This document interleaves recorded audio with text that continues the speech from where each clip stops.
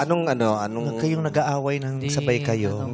Kung sino Kaya pang magsasalita, mag-aaway gusto ko lang Magparaya ka na. O sinong kasi nagsabay kayo, sino mag-uuna? Paraya nga ako Paparaya siya ka mo. na. Huwag na, magkakatampuhan pa.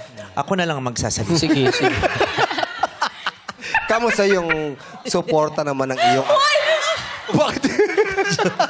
Nabigla. Kinain mo. Nasala ka ba sa Pep Gutom ka ba? Nasala ka ba sa comedy Hindi ba? ako na-produce. Yes. Kamusta yung suporta naman ng iyong ama? Yun.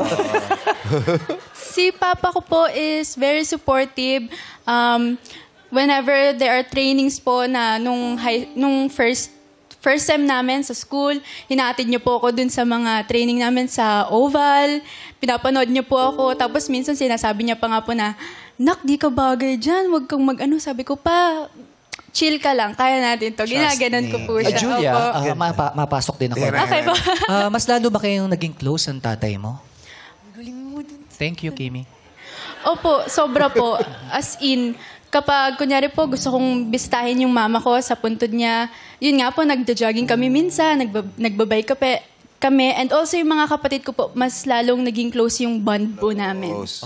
Tapos, Julia. Bakit yan? para pansin nila. Julia. Hindi, ang ganda. Ang ganda. At least, di ba, ilang taong kayo? Tumibay. 19? 19. Pero, kaya sa pakikipag-usap ko sa'yo, nakikita ko yung, ay, ang ganda ng disposition niya, ang ganda ng takbo ng utak niya, ang ganda ng sinasabi niya. Di ba? Mayroon mang nawala sa'yo na mahalaga sa buhay mo. Hindi yun madali, di ba? Pero rest assured, God made you with strength, purpose, and resilience. Thank you. You will be okay. Yes. Thank you, Meme. Dito sa wish ko lang. Showtime tayo. Sexy babe to. Sexy babe to.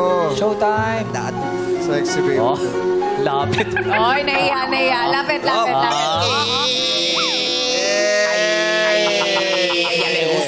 Hey, come on. Ay, ako makikita na naman ni David yung step ko. Sasayawin na naman niya yan. Oo. Gusto lagi ni David, sinasayaw niya yung mga step na ganyan. Tama. Mamaya. Bakit hindi na bumalik si David? Ako babalik yan. Babalik Basta yan. gusto niyang magsayaw, bumabalik siya dito. Sige. Thank you very much sa'yo, sexy babe number 1.